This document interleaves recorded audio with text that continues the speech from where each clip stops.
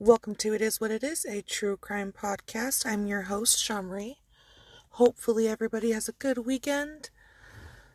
I'm going to Relay for Life. It's a cancer benefit walk thing. I'm doing it for work because if we go, they donate money. So I'm going and hoping to see some people, so it'll be fun. And the episode we're doing today is from Rodrigo. He wanted the Selena episode, but he got to me like right after that and hit me with this one.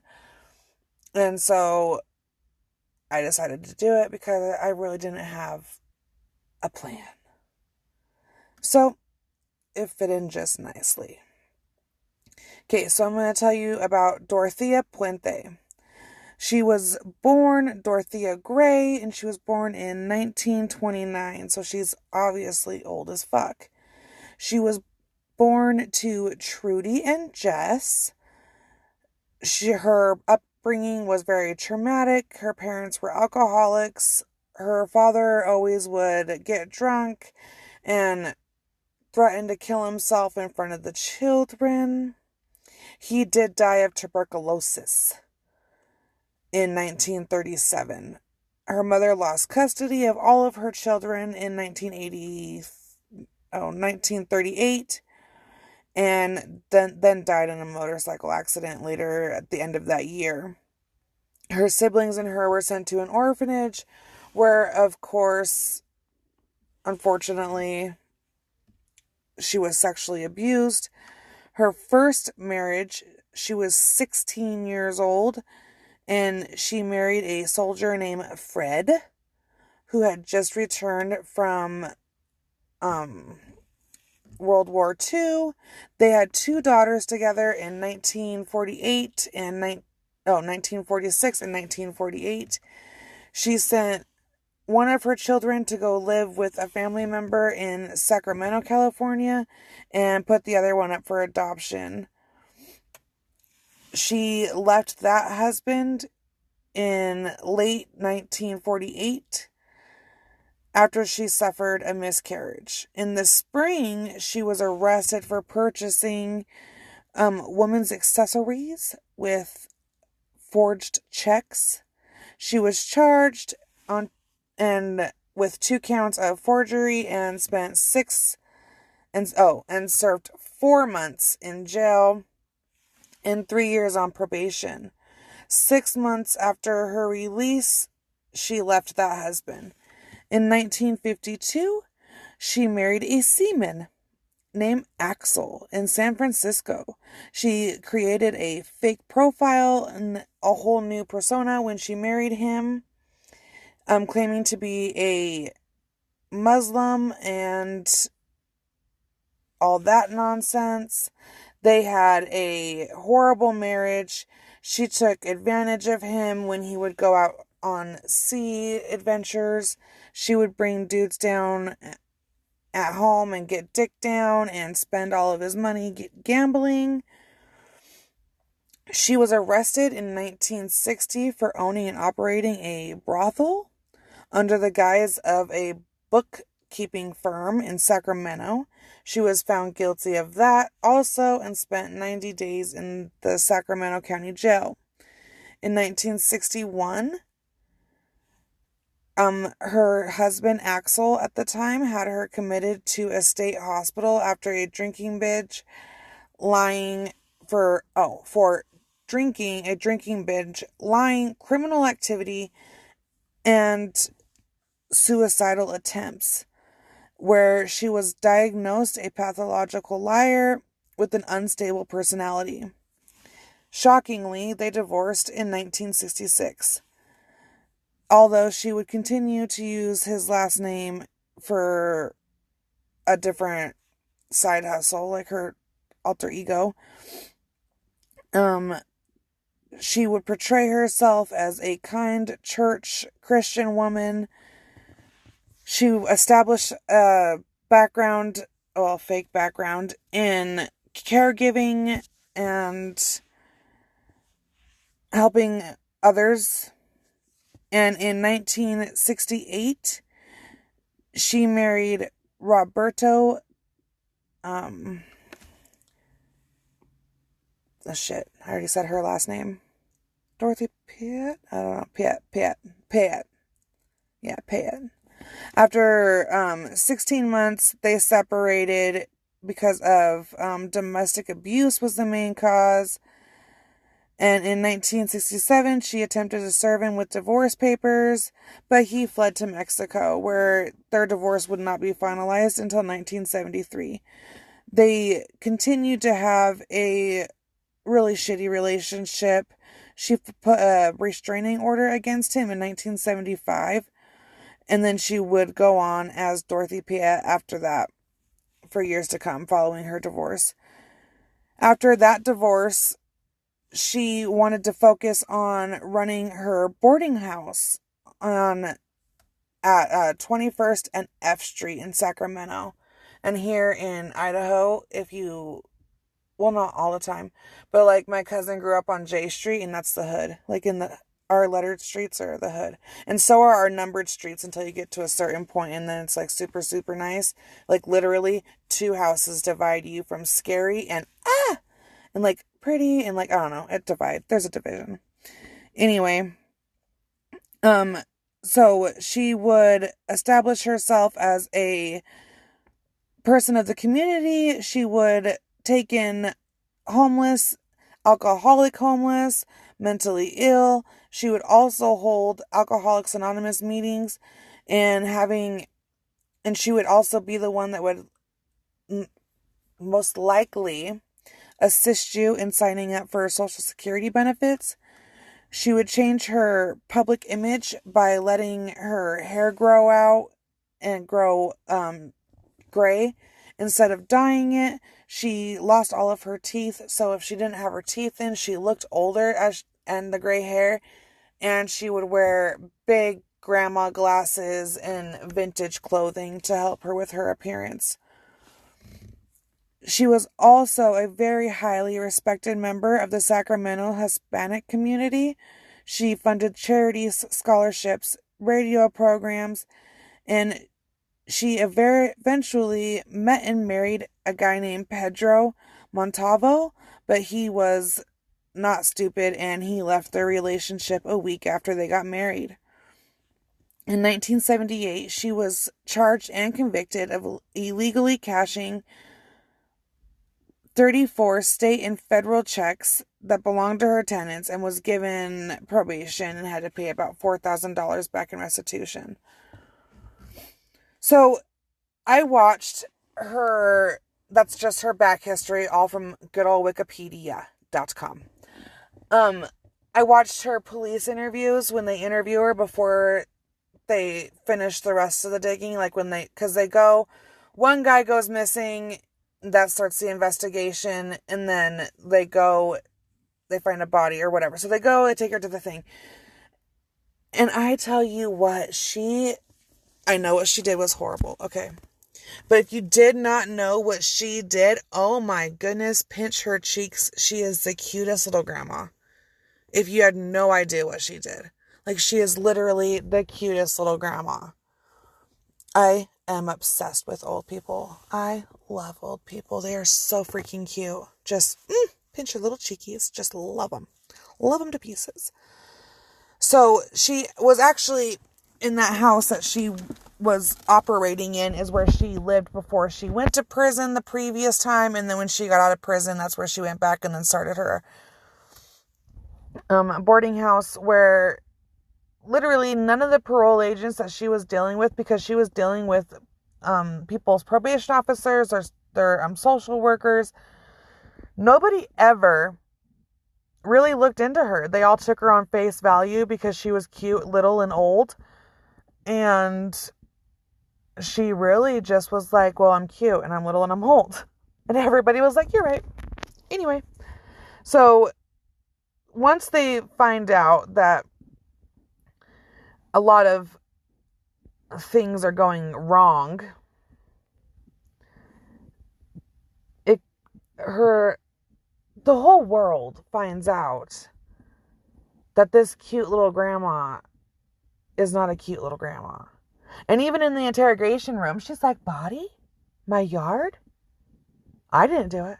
I'm old. I didn't dig a hole. I can't dig a hole.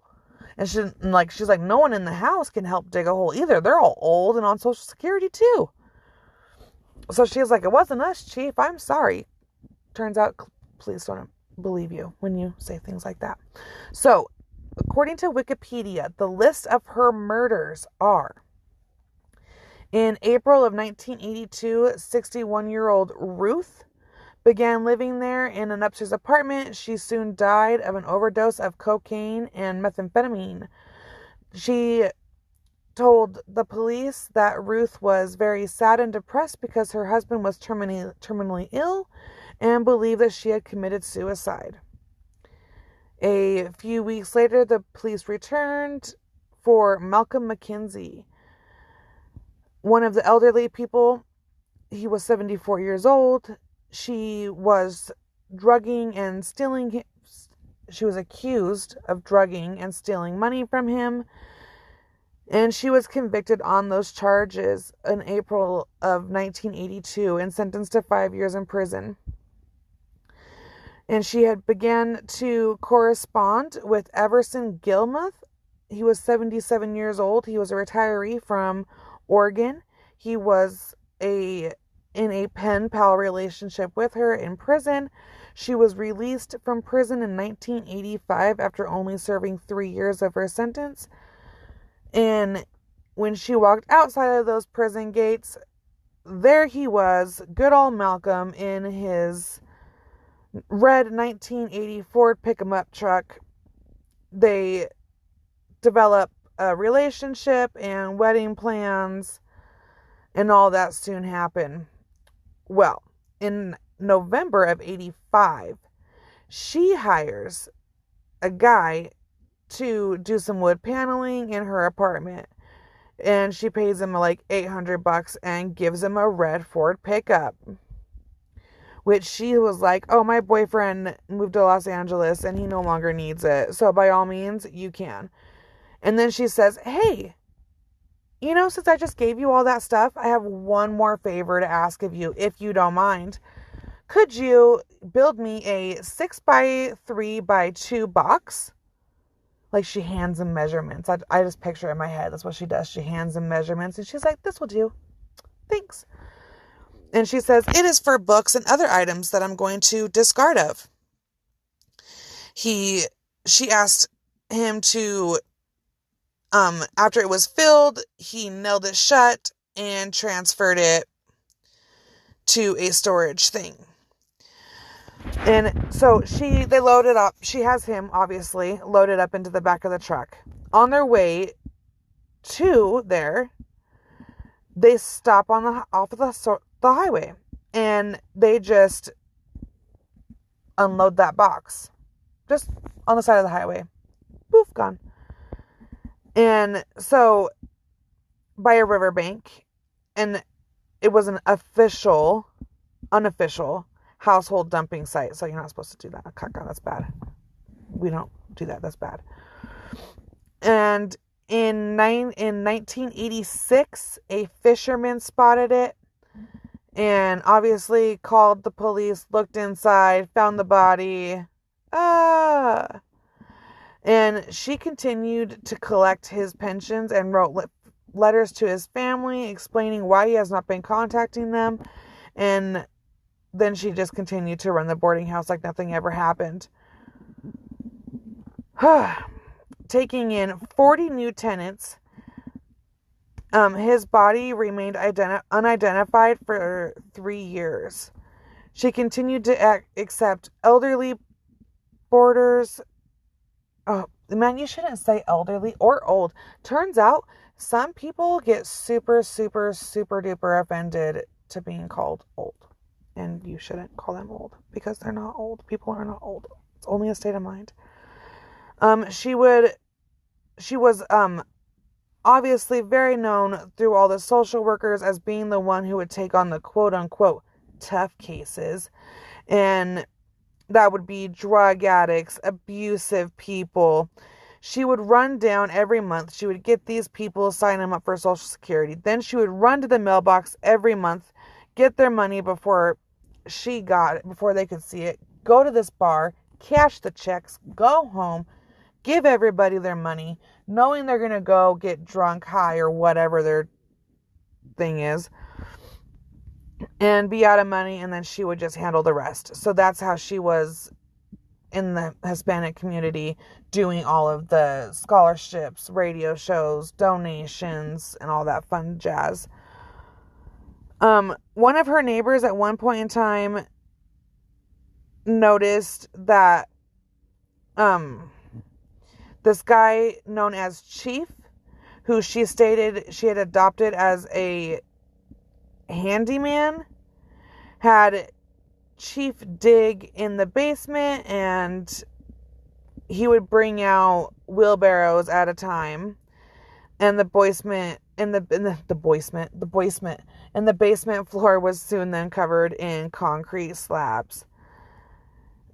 He later dismantled the garage in the backyard and then also installed a fresh pad of concrete.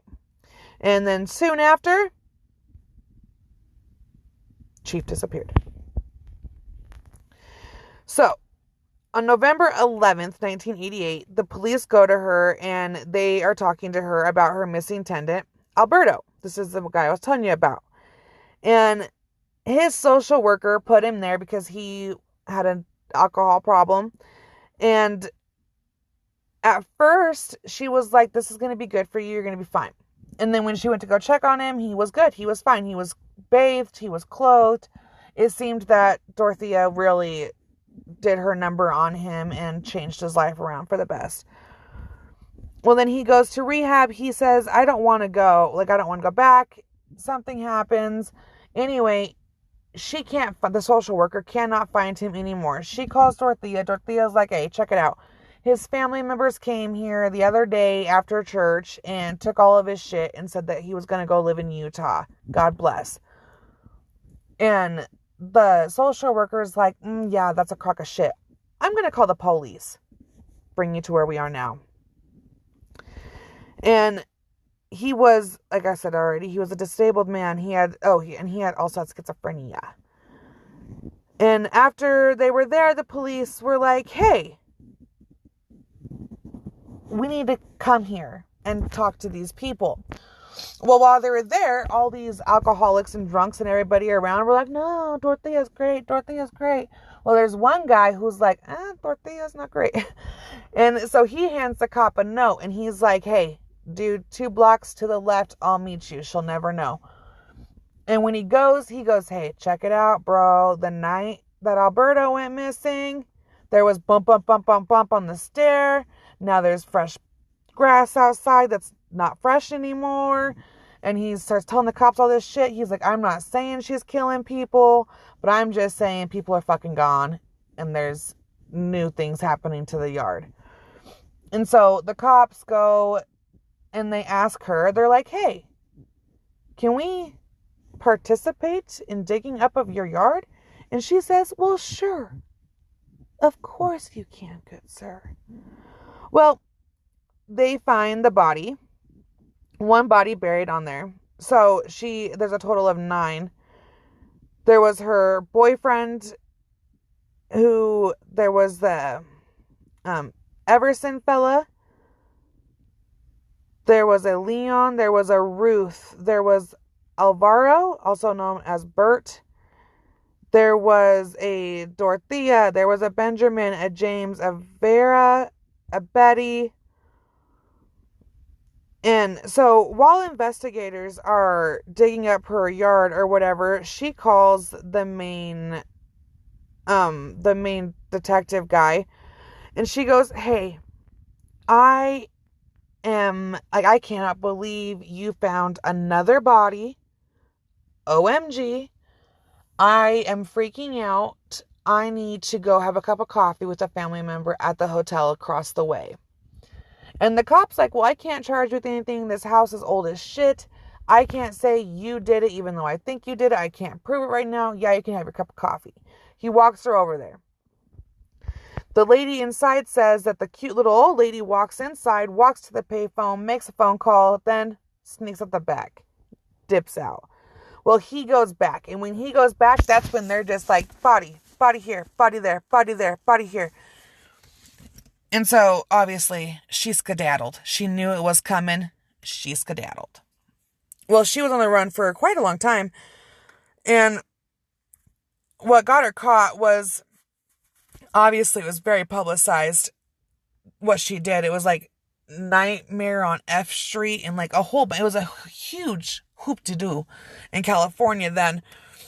And so she goes and is smoozing up to some dude at a bar, some older gentleman at a bar, and she's like, hey, older guy, are you on Social Security? And that old drunk was sitting there, and he goes, oh, no, you sneaky bitch. You're her. So he calls the police, tells the police go to her hotel, knock, are you her? And at first she's like, no. And then she's like, no, I really am. I am. So her trial starts in October of 1992, ended later on that year. There was over 130 witnesses. The fucking jury almost ruined it. They didn't. Thankfully, they were able to keep their minds focused and give the right verdict in this. And it only would have been one. Could you imagine being that one person who was like, but no, I couldn't believe it. Oh man, how horrible would your life have been? So I don't know. This old lady is gangster as shit. And like, she literally, dude, they had me believe in her. At first, like when they were like, oh, there was holes in the backyard or whatever. I literally was like, dude, there's no way she did it. Holes are hard. So hard. And then you find out that this gangster ass old lady would call up the felon, like little housing area, a couple blocks over, and be like, hey, you guys want to make a quick buck? Come and dig some fucking holes for me real quick, like. And then she'd pay them. And they would be like, we didn't know she was putting bodies in there. I'm sorry, but if anybody ever randomly called me up and was like, hey, make a hole, no questions asked, just make the hole. I ain't going to put nothing in it while you're here and just leave. I'm going to pay you. I know 100% I just helped commit a murder. Like, I'm not stupid. That is literally what we just did. We just covered up a body of some sorts. Could be a pet, but then again, why do you need a big hole for a pet? So, yeah, I don't know. And I'm not saying she was a gangster-ass old lady and like a right on.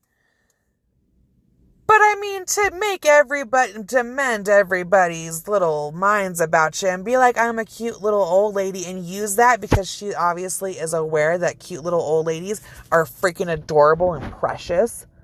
And everybody loves old people. I shouldn't say old people. I was not going to say old. I'm trying not to use that word. Also, it's very offensive from what I understand. So, yeah, I don't know. I've heard of this old lady before from my days of listening to other true crime podcasts. And, like, you can't really she's one of those people that were like, well, my shitty life. So she didn't get executed. She got life in prison because they used her shitty life to sway everybody to make them feel bad because she had a shitty upbringing. And I swear, if I ever get in trouble with the cops, I am playing up my daddy's story so good. Those guys aren't even going to know. I'm going to have everybody feeling bad for me. But yeah, I don't know. I was impressed. And then to make it on the run, and like everybody was like, Dorothea! Find Dorothea! And no one could find her. Was very, I don't know. I get amusement out of those things. I'm considering me fucked up. When my brothers go on their run from the cops here, I don't help them. I won't lie to you guys. I won't help them because I think it's the only thing that they should get. Like, that's how you make your paycheck, right? You're an investigator. If I found him, you would pay me, but they don't. So I'm like, no, you guys can find him. And so, like, to go on the run, especially as a cute little old lady, I give her props. I do. You guys can judge me if you want, but I give her props because that shit ain't easy. And she didn't even really, like, she tried to lie, but then again, she was like, no, that's me. So, I don't know. I liked this one. This one gave me a sick little twist of enjoyment. And like, it's wrong, okay, before all you people come at me and be like, murder's murder. Murder is murder. Duh. But still, like, she's an old ass lady. And she had a freaking death room. I didn't even tell you that. She had a death room. When they got inside, there was a death room.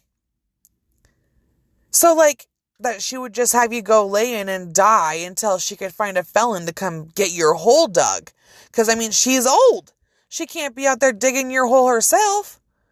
So you had to wait a little bit before you could go in the hole. Just, ugh. Oh, and at one point in time, dude, so when the cops are, like, digging the first body out, or whatever, they think the old lady's leg is a fucking tree thingy, limb, or whatever, root. And so the cops, like, heave hoeing on it, and he's like, we gotta move it. And, like, they're smashing it with shovels and just craziness. Yeah, it was a leg. Yeah, that's pretty crazy. Imagine being the cop who's just standing there once you fall on your bum from all of the heaving and the hoving, and then there's a leg in your hand. And like a leathery thing that you were like, I don't know what this is, if this is clothing or what this is, you don't know. And then you go to the morgue later on and they're like, oh, that leathery substance? Oh, bro, that was her skin. Like, that was skinage. Ugh, God, it's just so good. Oh, God. So, yeah. And she had, like, this little drunk homie that lived in her house who went along with all of her bullshit and was like, yep, don't know what happened. He knew what happened. You had to know what happened. How do all these people just go up missing from an old lady house? I don't know. It was a good one. I found it very interesting. There's an Oxygen Channel show on Netflix that you can go and, I mean, not Netflix, sorry, the Hulu of the Lou. Hulu? You can go on Hulu and watch it. It's pretty good. I mean, I liked it a lot, obviously, because I watched it. It's only a 2-parter, and it is, I was trying to find the name of it, like all slick and tell you, but I couldn't. It is called Murder at the Boarding House. There's a part 1 and a part 2. So, you guys can go and watch that if you guys want more information, or obviously just Google her name or look at any other true crime podcast. They have all done it. I just think that it's very interesting that this little hood rat was able to get away with it for so long. And especially since she went to prison for drugging people and robbing them before, you would think. But then again, I don't know. This was back when not everything was all connected and it wasn't as easy to know who was shady because you couldn't just type their name into a computer. So I guess there's that. I always forget that when you look back on crimes and stuff, you're like, well, why didn't they? Oh, well, they didn't have it. Duh. So yeah. I have another one coming up. I have a guy from work. His name is Kenny. He listens to all of my episodes. He actually started at number 1. He's all the way caught up now. And he has an episode pick coming. And unfortunately, I don't remember. And he is in California for a funeral. So God bless his family. And when he gets back, I will figure out what he wanted and do that one. And then another person from work was like, oh my God, you have a podcast. Crazy. I know about something, so here's that stuff. Like, I don't go around just telling everybody that I have a podcast. I just let them find out. And then when they come to me, I like that moment where I get to feel cool and be like, yeah, I do. What, you didn't know? I like that. So I got a couple more fan ones coming up. But if you want to get one in there, just send me a message. Preferably a Facebook or Instagram message. Not big on the Twitter. Or a good old-fashioned email. I do check those. I do.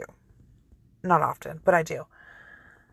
And then, yeah, if you guys are in the Idaho Falls, anywhere in the Idaho Falls surrounding area, make sure you go to Relay for Life tonight from 6 to 11 at, like, I think it's Rafton Stadium.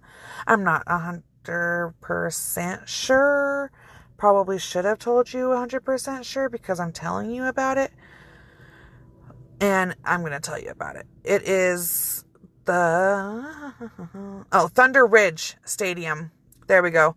So go support your love for survivors and those who have lost the good fight. My grandmother beat breast cancer twice and then it eventually won. My aunts, my mother, everybody in my family is mainly cancer survivors. I also just found out that Jeff from the Jeff and Greg podcast is also a cancer survivor, which just adds more to his amazing awesomeness. And yeah, so you can come support and show love for him and everybody else. It's just a good cause. Come out, walk. I guess I've never gone, so this is my first year going. There's going to be, from what I'm told, there's booths and activities and just funness and just getting a chance to tell these survivors that, hey, I'm here, and then walk, of course, in the shoes of those who aren't. So, yeah, it'll be fun. I'm excited. My kids are coming with me, so that's kind of cool. I don't ever usually do stuff with my children like this. So I'm super, super stoked. And then my best friend from work is coming, so that's also cool. So anyway, it's going to be a great time. Super, super stoked. Can't wait for tonight. It's going to be great. So, see everybody there at Thunder Ridge Stadium tonight from 6 to 11 and to come show love for Relay for Life is what it's called.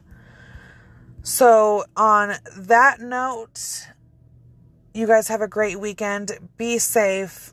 Don't do anything I wouldn't do, which means you can do anything. And I'll talk with you guys next week. See ya.